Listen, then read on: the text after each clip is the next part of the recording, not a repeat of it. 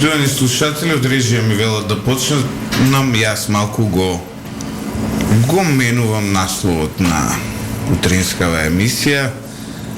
Се разгорува политичката сцена, да го ставиме напред, не само да привлечеме внимание, туку и да ја прикажеме реалната состојба, зарем не е, Ивица? Точно. Инаку, само да спомнеме, денеска малку доцниме, затоа што вчера Лјупчо имаше еден мал сообраќај на незгода. Да, се е во ред, нема повреди. Се е во ред, меѓутоа забележавме една работа дека во Скопје има проблем со сигнализацијата на и сообраќајните знаци. Практично не се гледа знакот стоп во црниче, мало. Ништо страшно, значи не е нешто за огромна благодарност до една фамилија која живееше таму во близина, која излегува, ни помогна, и до господинот Ацо Петровски, јавно преку 107,4. Дури толку често се случуваат незгоди на таа улица, што една дечко излезе да ни го пополни она европското, вика, вие сте ми трети неделава, викам, ако треба нешто да плати. Така, едноставно, више станал, пошто живее на Кјушо тамо, станал експерт за подполнување на ние европски, не знаеш? Така, што денес после емисија, единствен ќар од цела ова работа ќе биде автосервисот на мојот драг пријател Бране, кој, нели, ми го одржува автомобилот, па ќе го среди овој проблем. Не и се да ги оставиме нашите лични прашања. Ово утро наш гостин е пратеникот од Тетово, Александар Велјановски. Добро утро и благодарам за поканата во вашата емисија. Александар, ќе тргнеме од најглавното. Вашата политичка партија ВМРО-ДПМН излезе со една изјава, лидерот нејзин Мицковски, дека не е проблем да се случат уставни измени, но по хрватски модел. Тоа значи дека Македонија треба да биде држава на македонскиот народ и на сите останати кои живеат во неа. Така, Ивица? Не, значи, види, ова е интересна работа. Значи, во изминатиот период Али Ахмети, Артан Груби и Бојар Османи се залагаат за поништување на Охридскиот рамковен договор. Тие барат хрватска преамбула. Хрватската преамбула вели Хрватска национална држава на хрватскиот народ и на малцинствата кои што живеат внатре, наредени се 22. Интересна работа. Не очекував од нив дека ќе бидат против рамковниот договор, кој што поинаква преамбула подразбира. Извини, Александар. Така. На нож дочекаа одредени луѓе, велат еве ги и рекоа дека сепак нешто ќе прифатат. Она што се случува во владата, односно во владеачкото мнозинство, е токму тоа. Хаос и немање на принципиелни ставови околу најважните прашања кои што се од интерес за државата. Истото се случува и околу уставните измени и барањето за уставни измени, кои што знаеме дека веќе подолг период се терат како една, да речам, главна стратешка работа, од која што би значила евроинтеграцијата на Република Македонија во Европската Унија.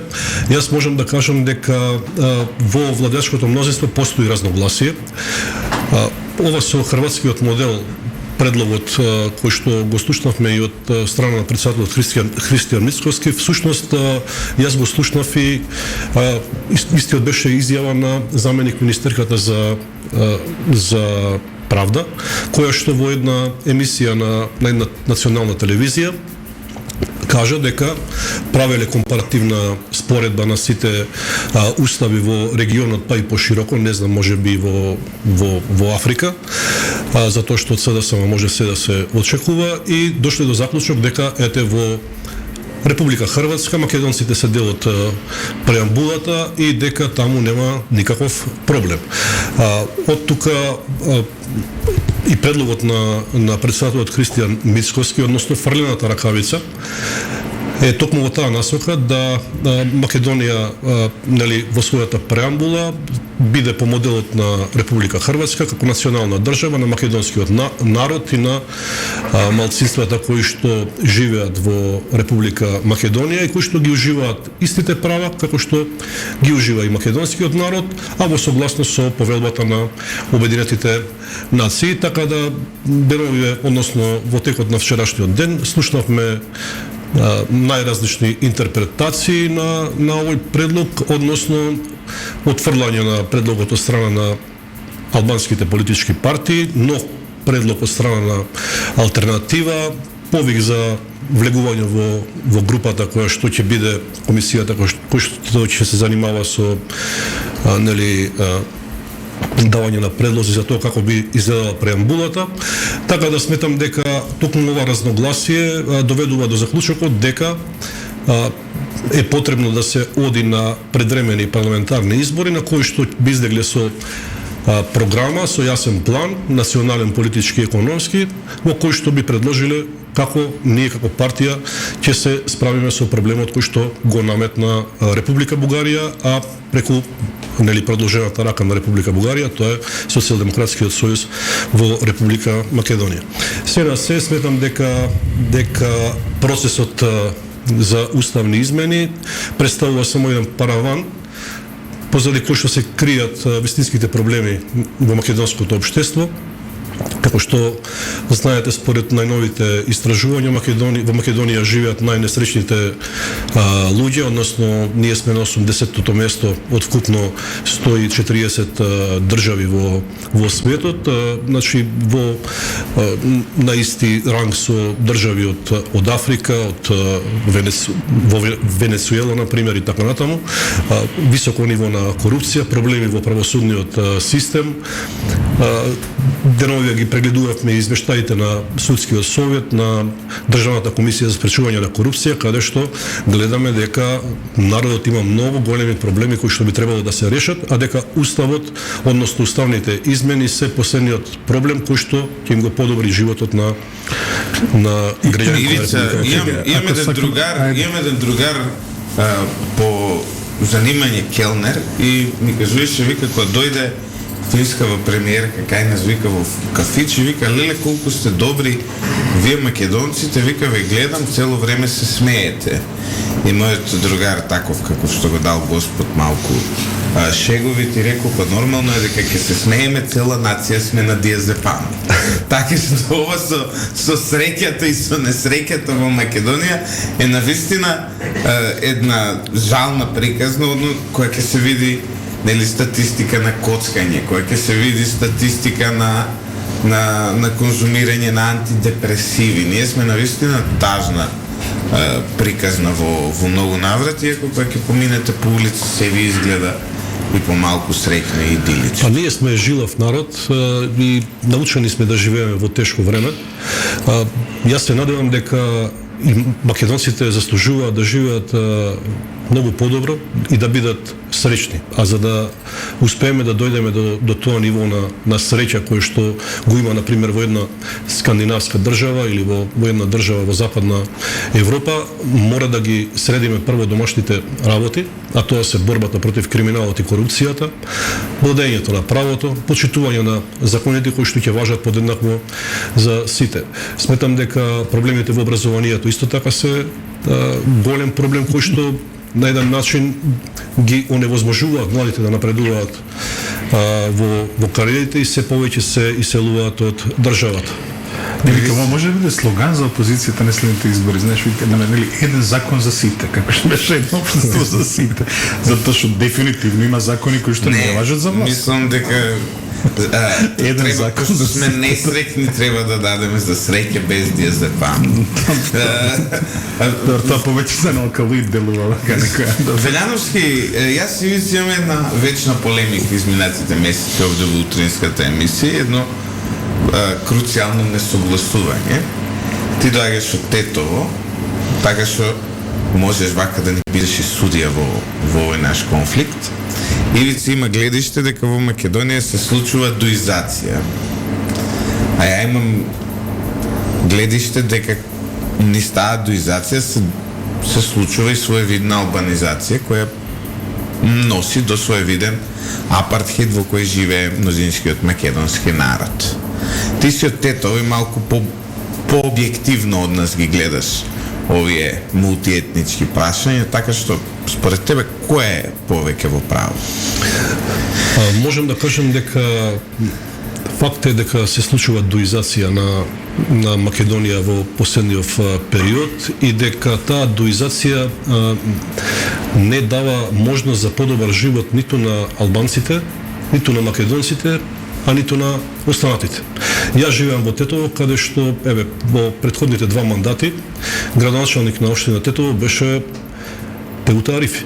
Теута Арифи е кадар на ДУИ и подпредседател беше на ДУИ, ако не се лажам, кој што имаше можност да направи многу за градот, ако зборуваме за локални проблеми, но видовме дека по завршувањето на мандатот општина Тетово е задолжена 24 милиони евра, кој што е дол поради кој општината е блокирана.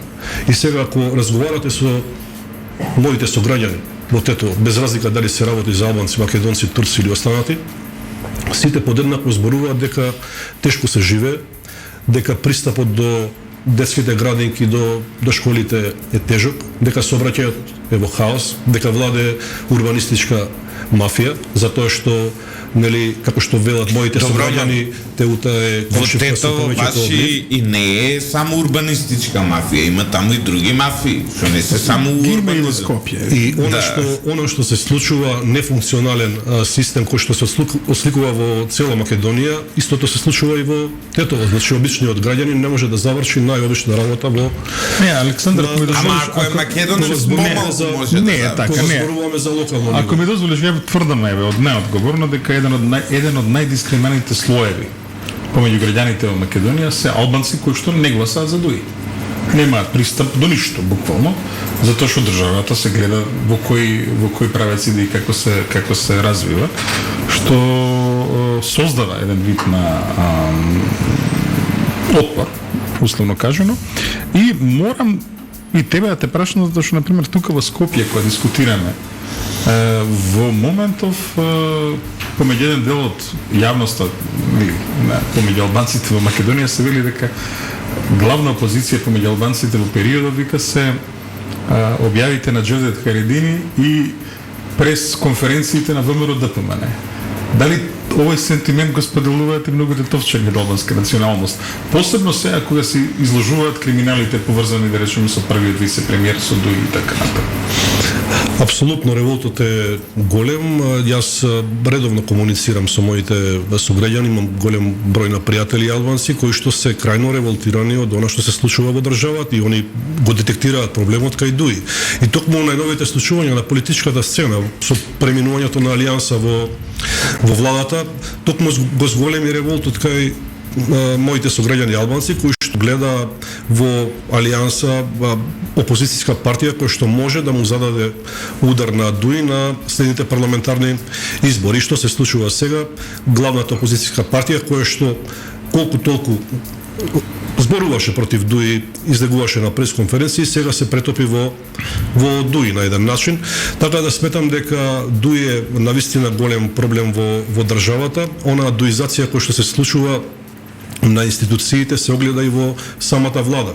Додека нашиот премиер се занимава со пазарење на јајца, јогурти, основни прехранбени производи во маркетите, гледаме дека министрите на ДУИ, односно вице-премиерот Груби, го диктира темпото на евроинтеграција заедно со Бујар Османи. Ресорот економија и финансии се под контрола на министрите Крештик Бектеши и министерот за финансии исто кој што доаѓа од редовите на ДУИ, понатаму образованието кој што исто така клучен ресор е во рацете на ДУИ. И сега ако направите една анализа од каде доаѓа незадоволството, ќе видите дека доаѓа токму од овие области како што се криминал, корупција, здравство, образование, кои што се целосно во рацете на ДУИ. Гледаме дека едноставно Ковачевски и Социјалдемократскиот сојуз не успеваат да се изборат, односно да наметнат вистински критериуми за работа, во владата едноставно се водени од страна на ДУИ, од тука потекнува таа дуизација на цело општество.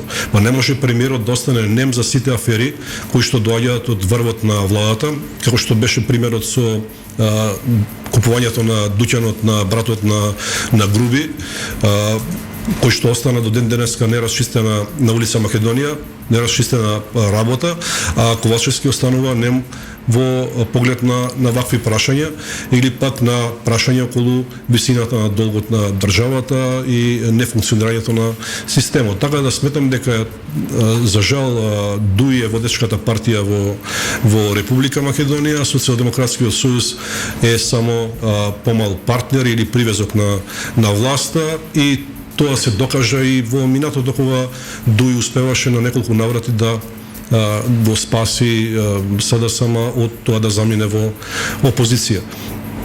Токму затоа сметам дека и револтот кај граѓаните е многу голем и дека на следните избори, ако се направи анализа и на тоа што се случува внатре во ДУИ, мислам дека доаѓа времето кога ДУИ ќе замине во опозиција, што е добро и што е здраво за македонската политичка сцена.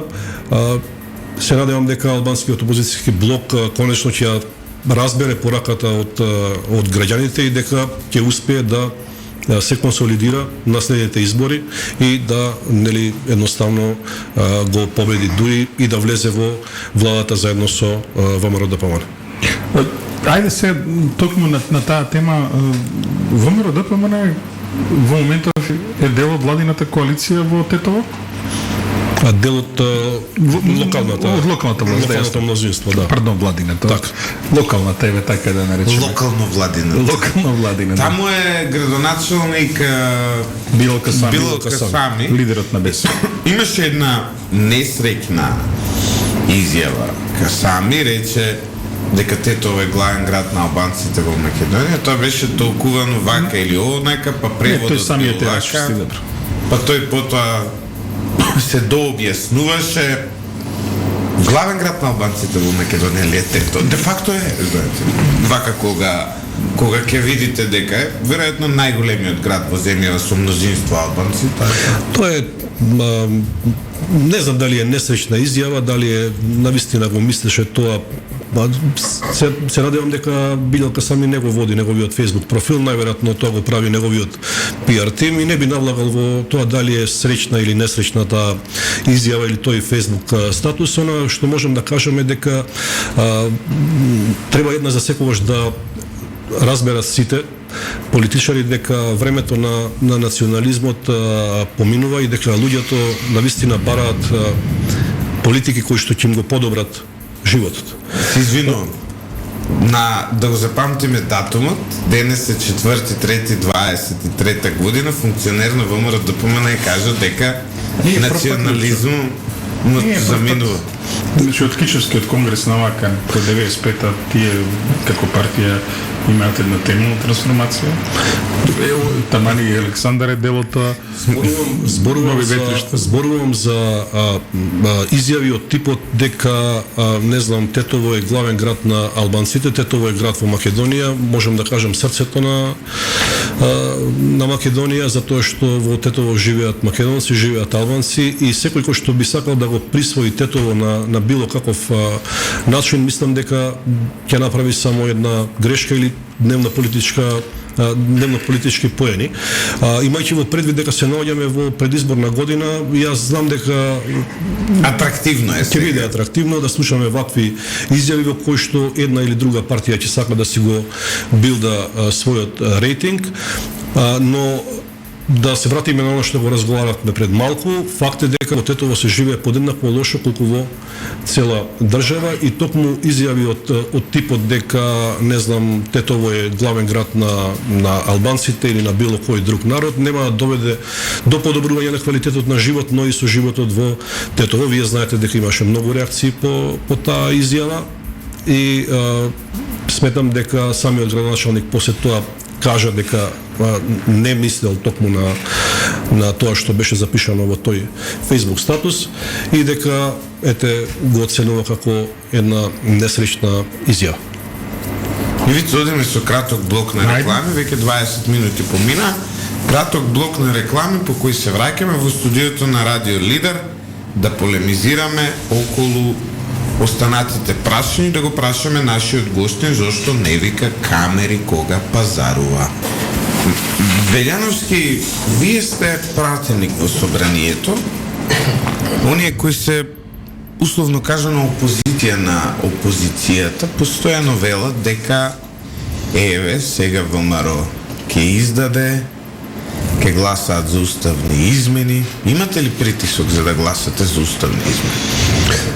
Лично јас како пратеник немам притисок, но притисокот се чувствува едноставно насекаде, нели, по медиумите, по пораките кои што доаѓаат, а најнепринципиелниот притисок, можам да кажам, кон сите нас доаѓа токму од владеачкото мнозинство, кое што наместо да практикува демократија, нели, се служи со не знам, реторика, со која што сака да наметне, односно да го промени јавното мислење, дека промената на Уставот представува последниот чекор за влегување на Република Македонија во Европската Унија. Не знам колку го следите собранието, верувам малку, но она што се случува таму, навистина не доликува на една демократска држава. Еве примерот со последната седница за пратенички прашања, во кое што Артан Груби, вице-премиерот во владата, со прст покажуваше во редовите на клупите на кои што седиме ние од опозицијата и нели довикуваше, еве ти ќе гласаш и вие позади целиот ред ќе гласате. Одговорница ова зборувам, не во неформален разговор, на еден начин на тешки провокации кои што кај нас создаваат уште поголем револт и дополнителен мотив дека сме на нели вистинскиот пат, можам да кажем, односно дека нема да гласаме за промена на Уставот во овој мандат и под овие ултимативни барања кои што ги наметнува Република Бугарија. Факт е дека ние сме пратеници во собранието, представници на народот, кои што сме излезени на избори со програма во која што никаде не пишува дека ќе гласаме за уставни измени, односно дека ќе менуваме Устав. Само да прашам една работа за која што се зборува низ јавноста. Почнаа ли суптилни притисоци кон вас како пратеници од разноразни центри? И суптилни и несуптилни, ако можем да кажем. Јас можам да кажам дека притисоци директни нема, барем не кон мене, а секој може да се одговори нели во своје име. Од она што го разговарам со колегите, исто така и они кажуваат дека нема директни притисоци, но сепак може да се почувствува таа, да речам, магнитуда на потреси дека се зголемува. Добро, од каде му е тогаш тој аргумент на Артан Груби да каже еве ти ќе гласаш за уставни измени, вие позади таму ќе гласате за уставни измени, ако нема навистина нели аргументи за тоа, зошто тогаш ја користи таа риторика? Тоа е добро прашање и би било добро да се праша и самиот Артан Груби зошто тоа го зборува, затоа што нашиот став е кристално јасен дека нема да поддржиме уставни измени и како пратеничка група сме единствени во нашата намера да обстоиме на да речам по тоа прашање, затоа што, како што кажав, немаме едноставно мандат да разговараме за овие уставни измени. Од каде му се зошто го зборува тоа Артан Груби? Најверојатно таа дрскост која што постои кај власта, непочитување на основните демократски принципи, му го дава тоа право, најверојатно и од позицијата на вице-премиер да се однесува како што се однесува, ако можеше да игра фудбал на мали голчиња во денови на најголема криза на државата, може да дава и секакви изјави. На крајот принципот на неказнивост на дуи, онаа дуизација за која што разговаравме претходно, едноставно неказнивост на функционерите на ДУИ кои што се вплеткани во криминал, им ја даваат таа слобода да можат да се однесуваат на тој начин како што се однесуваат, а тоа е, да речеме, најмала рака дрско однесување од еден висок функционер. Не зборам само за најдиректни закани, меѓутоа е еден апел вака. Јас би сакал, например, како пратеничка група да бидете поактивни. Кога ве канат, сега ќе ве канат по разни амбасади, едно, друго, трето. Не е лошо тие информации се споделат со јавноста, дека сте добиле покана, дека сте направиле разговор. Овако, во ред се разбира дека дел од разговорите имаат еден вид на доверливост, затоа што меѓутоа убаво е да ги споделите овие информации со јавноста, затоа што јавноста секако дека ќе најде разбирање ако биде информирана, дури за овие суптилни начини на притисок, чисто вака како една сугестија. Јас можам да споделам со вас дека бев на посета заедно со председателот на собранието во Република Словенија, каде што имавме навистина средби со целиот државен врв, почнувајќи од председателката на државата, председателката на собранието, премиерот, министерката за надворешни работи Фајон. Така да навистина имавме конструктивни средби во кои што имав можност како председател на групата за пријателство со Република Словенија да ги истакнам ставовите на нашата политичка, на нашата партија, на нашата коалиција во однос на уставните измени и можам да кажам дека навистина влада еден мрак на неинформираност кај нашите меѓународни партнери кои што добиваат информации, да речем, од малку извори, односно некако целата вистина како да не ми е представена. Нормално тоа се должи на и најчесто и на силниот апарат и можности кои што ги има, нели, владеачкото мнозинство преку сите репрезенти како што се председател на држава, премиер, министри и така натаму, кои што се во секојдневна комуникација, но исто така сметам дека и она што го прави нашиот политички врв, зборувам за председателот Христијан Мицкоски и нашите коалициони партнери, е добра работа, односно тие интензивни средби треба да продолжат и понатаму со нашите пријатели, на кои што ќе им се објасни вистинската ситуација во која што се наоѓа Република Македонија. И ние како пратеници се разбира дека имаме средби со меѓународни представници, секој во рамки на групите во кои што е член како пратеник, групите за пријателство, и комисиите за соработка што се со државите во странство, и секогаш ги афирмираме нашите ставови. Така, дали е потребна поголема визибилност, би кажал да, но сепак тука веќе зборуваме за медиумска поддршка, за начин на интерпретирање на ставовите и така. Јавноста е најголем поддржуваш во моментов на ставот кој што го завзема целата опозиција околу ова прашање, така што јавноста ќе има разбирање, секој пат нормално кој ќе биде темелно информирана за сите работи и ќе ја даде својата поддршка, затоа што ги гледате бројките. Нема бегање од бројките. А ако велите дека Словенија се неинформирани, каде што имаат една специјална црта кон нас, како ли во Португалија, например, тоа е само да замислиме. Знаете и самите дека Република Словенија е голем пријател на Република Македонија. Навистина тоа може да се согледа по сите области на соработка и наш голем поддржуваш во евроинтеграциите. Република Словенија е мала држава, но сепак сите ни се важни во нашата цела, тоа е патот кон Европската унија, но и во доловување на вистината која што се случува во Република Македонија, а тоа е дека едноставно уставните измени не се последната работа која што треба да се случи за да ги почнеме преговорите со Европската унија, така да сметам дека нема ништо лошо во комуникација и треба да се интензивира во наредниот период таа комуникација со нашите стратешки партнери. Моите информации говорат дека има средби, дека се разговара и дека едноставно меѓународниот партнер ја согледува вистината дека со Република Македонија владе криминално корумпирана влада Тоа може да се види и по извештаите кои што ни стигнуваат. Извештајот на Стейт департаментот каде што беше точно посочено дека корупцијата ги има зафатено сите пори во општеството на Република Македонија, дека имаме голем проблем со судовите,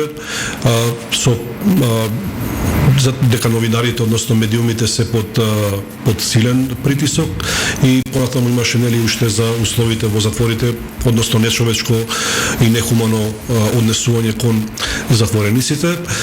Понатаму извештајот на Европската комисија и многу други извештаи кои што кажуваат дека едноставно оваа влада е корумпирана, оваа влада не се грижи за доброто на граѓаните и дека И некој едноставно треба да дојде до... Само да знаеш, еден од апсурдите на владеачкото мнозинство, знаеш ли каде заминува по оваа емисија пратеникот? Каде? Во собрание каде што точка на дискусија и разгледување на извештајот на Европската комисија за Македонија од 2021 година. Па среќна нова 2021 година, што да Во кажам. меѓувреме уште еден Значи, извештај има Европската комисија. Да, има за 2022 година, кој се уште не е разгледан. Добро, не. Па види ние како земја со европски... Имаме оние што се разбираат во интернет, во компјутери, во такви работи, викаат лак, која лагира нешто. Ние имаме малку лак. Не, ама се за шоки дискутира Зеленскиот снег. Малку побавно ладираме во однос на... Што се случува со надзорната улога на собранието? Знаеш, тоа е знакот прашалник. Не, знакот... Како еден абсурд ова господина, меѓутоа вие гледам дека како да сте навикнат на овој начин на функционирање на собранието. Навистина, многу често се случуваат точки кои што се заостанати по година или две, особено кога се работи за извештаи кои што ги разгледуваме, например извештајот на Европската комисија за напредокот на Република Македонија, на дневен ред за 2021 година. Исто така извештајот за работата на судскиот совет го разгледувавме пред некој ден за 2021 година.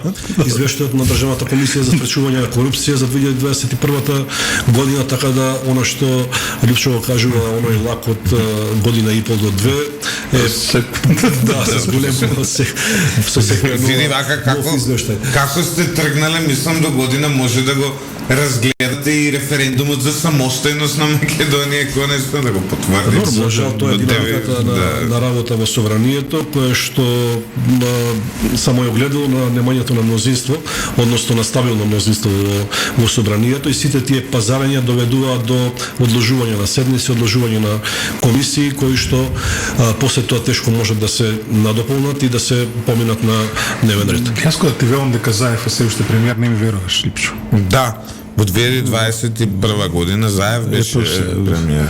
Гледаш дека уште го доработуваме. Ја мислам дека ќе го доработуваме тој период со години и години како да си ја уништиш земјата и како да направиш се што можеш да ја направиш својата земја нефункционална, но што да се прави се. Значи ти малку си слаб на тема Заев. Не сум слаб на тема Заев, него слаб сум на тема Македонија. Точно е дека Заев сега е голем поддржувач на ВМРО ДПМН, има нека таква теорија. Се шири по медиумиве дека наводно Заев заедно со ВМРО ДПМН е тргнал во акција за рушење на Ковачевски. Не дај Боже да е Зоран Заев поддржувач на ВМРО ДПМН, затоа што Зоран Заев го направи своето, најголемите што факти се ги сушија. За жал предавство се случија за време на владењето на Зоран Заев и сега се она што се случува е само последица на неговото владење, така да неговото повлекување од политиката само по себе кажува многу.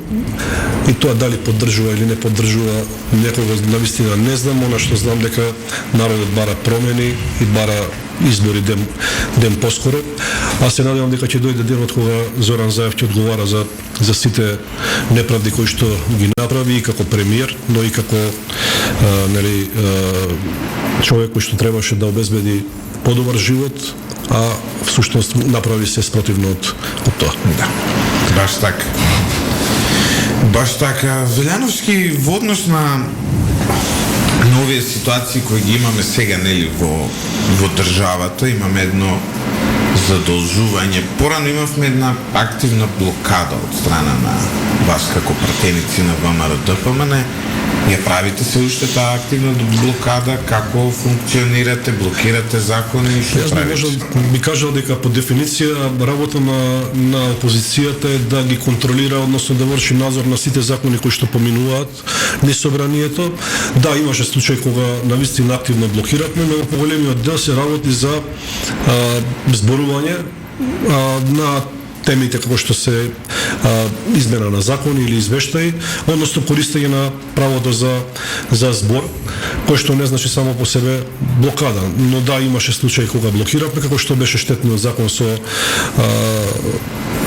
кој што државата го случи со Макпетрол во износ од 33 милиони евра, со кој што и ден денеска тврдам дека се направи голема штета на буџетот на Република Македонија, кога останавме 24 часа таму со работа. Инаку сите гледаат дека самото мнозинство всушност ја блокира работата и тие дневни пазарења и преговарања за директорски места, за тендери, за договори во четири очи за тоа кој да се офајди, да кажем, од некоја сделка, доведува до блокирање на работата на собранието, затоа што ВМРО-ДПМН и коалицијата имаат 44 пратеници, а не 61, односно ако сите пратеници на мнозинството се во собранието и гласаат и работат, нема да има никаква блокада. Имаше многу чести појави кога нема пратеници од мнозинството, не беа присутни на седниците и кога не се носеа многу важни закони, па гледате дека имате закажана седница која што би требало да започне во 11 или 12 часот, па таа се одложува до 3 часот, па се случува да се собере мнозинството или пак да отсуствува некој од пратениците од мнозинството и сето тоа доведува до блокирање на работата на собранието и она што зборувавме пред малку, да разгледувам извештаи кои што се стари по година и пол, две и кои што нели би требало да бидат досега затворени, по нив издадени заклучоци и препораки. Едноставно блокирано е самото мнозинство, во владеачко мнозинство е нефункционално и понатаму гледаме дека со крајни напори се трудат да обезбедат мнозинство и сега и покрај влегувањето на Алијанса во власта. Имаат 62-63 пратеници и се случува скоро секој ден да имаме одложување на седници по неколку часа. Така да нема потреба од опозицијата да блокира, едноставно самото мнозинство го блокира како што е блокиран системот во цела држава. Липчо, ова е како да кажем, проблемот е што еве гледаме низ нашиот разговор се нормализира ова состојба некако. Прифаќаме, легнуваме, стануваме дека е нормално вака да се води собрание, вака да се води држава, ваква неодговорност, вакво едностранно ниво на корупција, а немање на притоа на никаква одговорност, ништо, буквално. Собранието работи во основа на деловник за работа.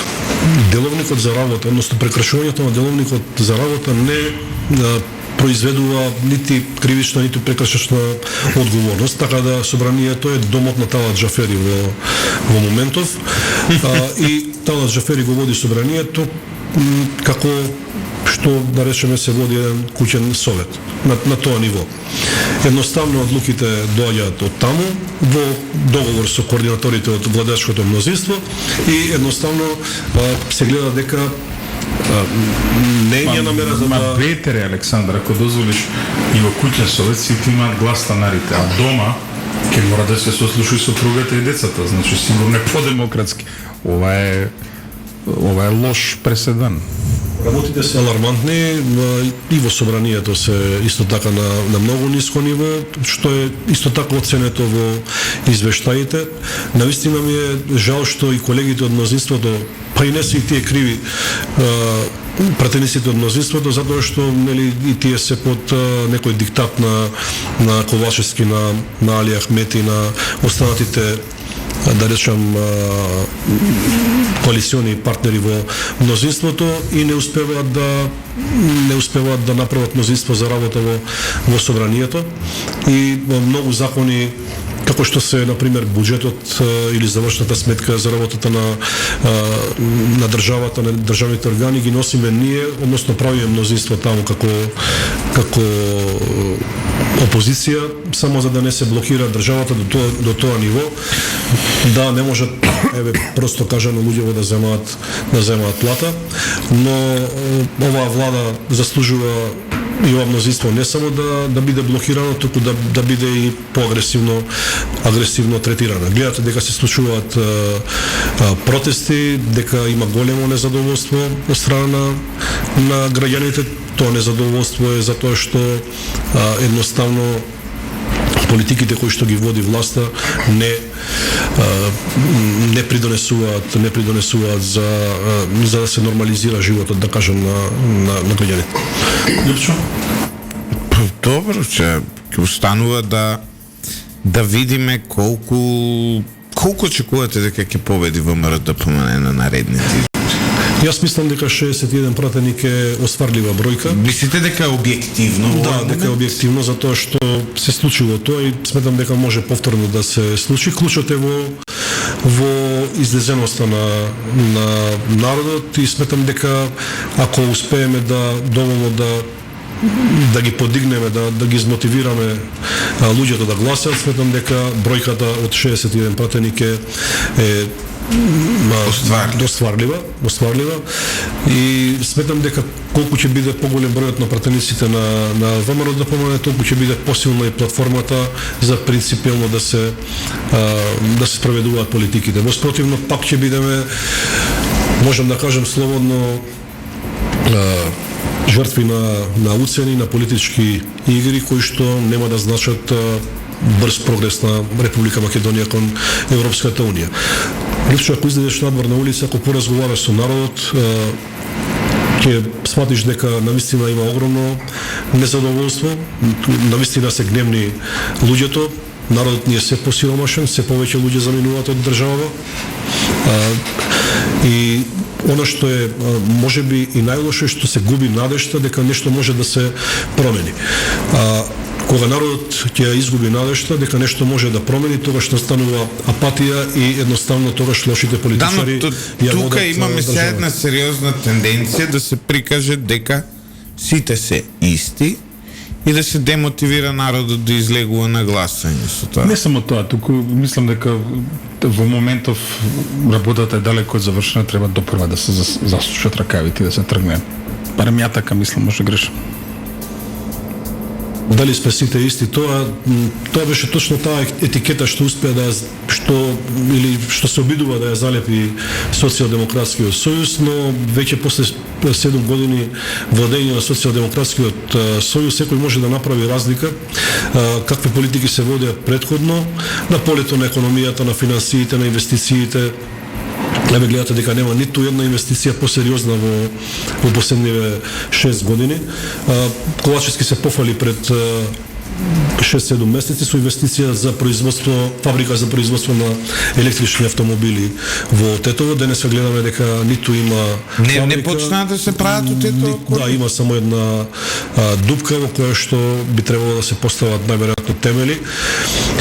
Тоа нема да се случи никогаш, ако се земе во обзир дека поминува веќе 6-7 месеци од неговата изјава, а ако се погледне договорот кој што го има случено, најверојатно дека инвеститорот нема да инвестира во оваа зона.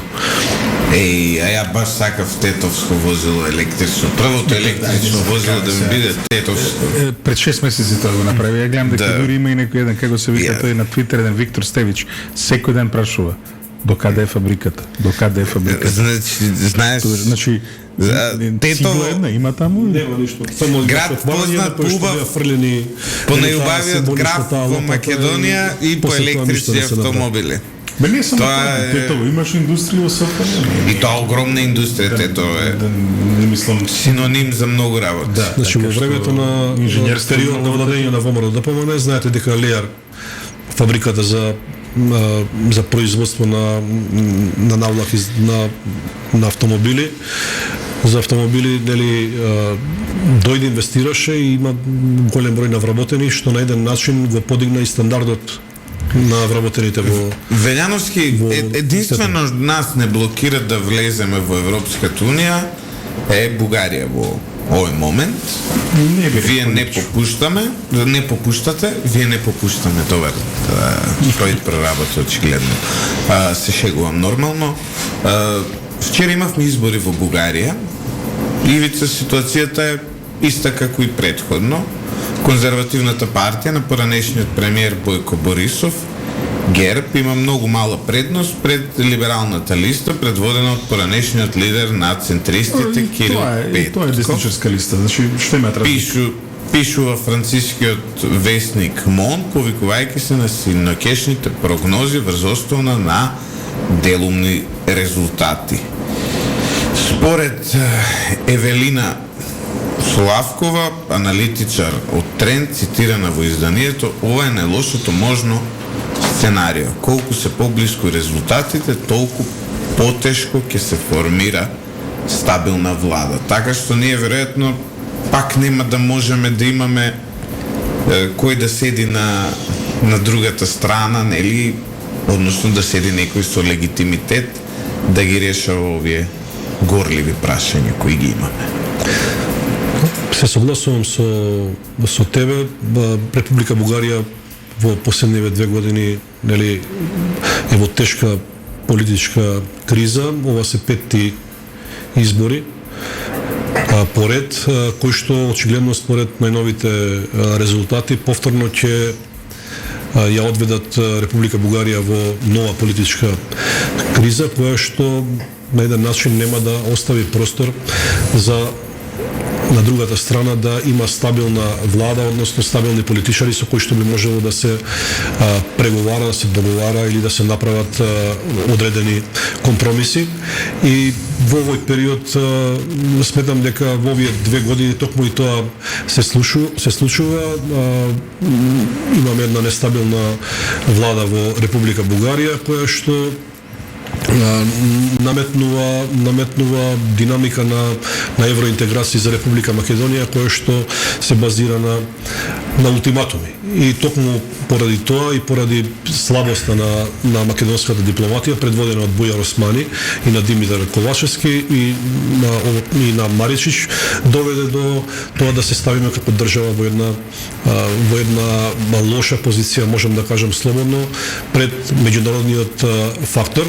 И она што се нарекува француски предлог, токму произлезе под диктат на Република Бугарија и токму на тоа се должи и кризата која што, нели, ја имаме ние кон евроинтеграциите. Инаку од почетком гостинот не дискутирано, вчера се случи на Балканот еден огромен политички земјотрес. Вчера на избори во Црна Гора изгуби долгогодишниот црногорски лидер Мило Ѓукановиќ. Падна комунизмот во Црна Гора во 2023 година. Мислам дека можеме да кажеме дека вчера ја погребуваме некако и СФРЈ. Ова е последниот југословенски политичар и првиот постјугословенски политичар вчера ги изгуби изборите. Но за тоа нема да дискутираме, само ќе кажеме, едноставно е констатираме како велат, нели, Vox Populi, Vox Dei, гласот од народот е глас Божи. И србите имаат една убава изрека, никоме не е горела до зоре, на никој не му горела свеќата до зора. Така што секојаш менливоста е една убава категорија. Убаво и за граѓаните на Македонија да знаат дека независно од тоа кој и како поддржува некоја структура, на крајот тоа што одлучува е гласот на народот. Тоа е пораката од црногорските избори вчера. Ова е кратко.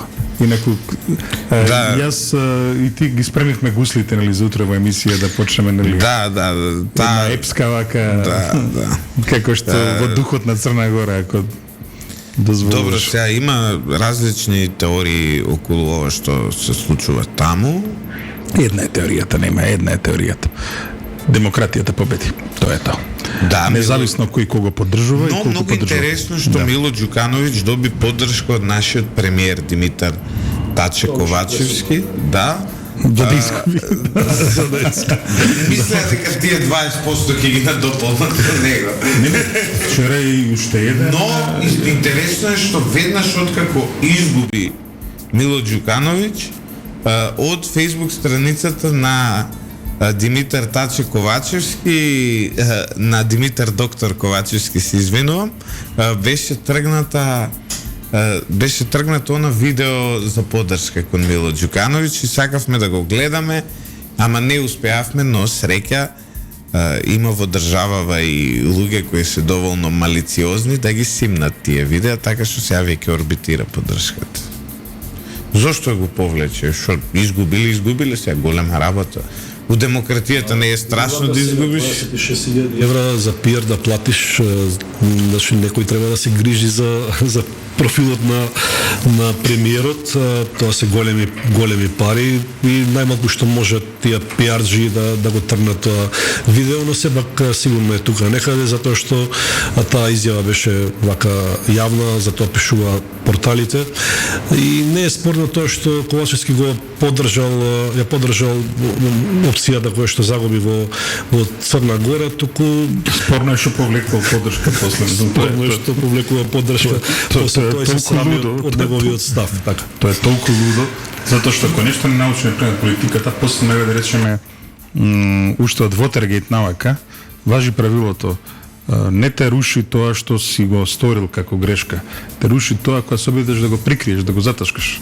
Овако. Така што и тука во овој конкретниот случај јасно е што се случувало и како се случувало, меѓутоа Пораката од Црна Гора е јасна, значи тоа што народот може да го направи преку својот глас на денот на изборите е не само што е граѓанско право, туку и можност за промени и токму затоа и ние цело време апелираме кога доаѓаат изборите да ги повикуваме граѓаните да излезат и да гласаат, да го искористат своето граѓанско право, затоа што промените може да дојдат само со широка поддршка од народот, а се друго оди во корист на владеачката гарнитура, во случај во Македонија, која што навистина не води по еден лош пат, полн со порази.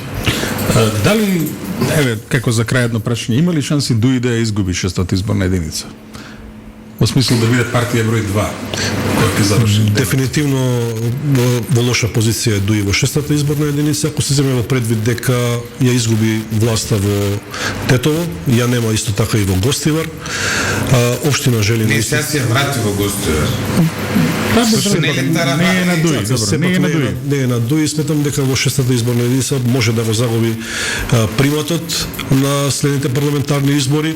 Тоа во голем дел ќе зависи и од тоа колку паметно ќе изигра албанската опозиција, ако се земе предвид дека сега имаме раскол во ДУИ, каде што огнените најавуваат фракција. А огнените се па појаки во Скопје, во Скопскиот регион, така што ако ја изгубат шеската поради БЕСА, и ако ја изгубат единицата поради огнените, тогаш се поставува прашањето па каде тоа ДУИ ќе победи? Дефинитивно БЕСА во 6 ќе се конституира како силна опозицијска партија, затоа што сите незадоволни граѓани албанци од владењето на ДУИ ќе се приклонат кон БЕСА, што ја прави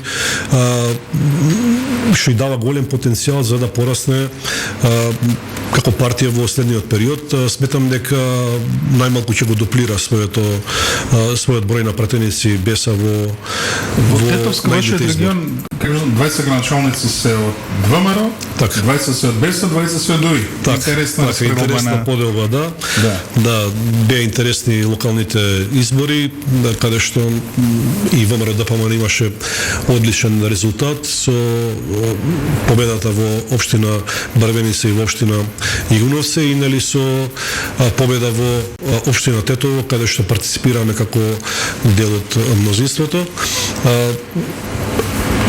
Можам да кажам дека еве општина Барвеница како еден интересен пример, каде што има мнозинство на албански гласачи, победи господинот Јовица Илиевски, кој што е кандидат од ВМРО ДПМН, доби поддршка од мнозинство на гласачите и тоа е добар пример да кажам дека може и во средина како што е Тетово, да речем, или Гостивар, утре да се надеваме дека може да има градоначалник македонец. Знам дека звучи помалку смешно или како научна фантастика, но еве Јовица Илиевски како градоначалник покажа дека доколку се работи честно и посветено и доколку едноставно се знаат проблемите и се има решение за проблемите, може да биде градоначалник македонец во доминантно, да кажам, албанска средина.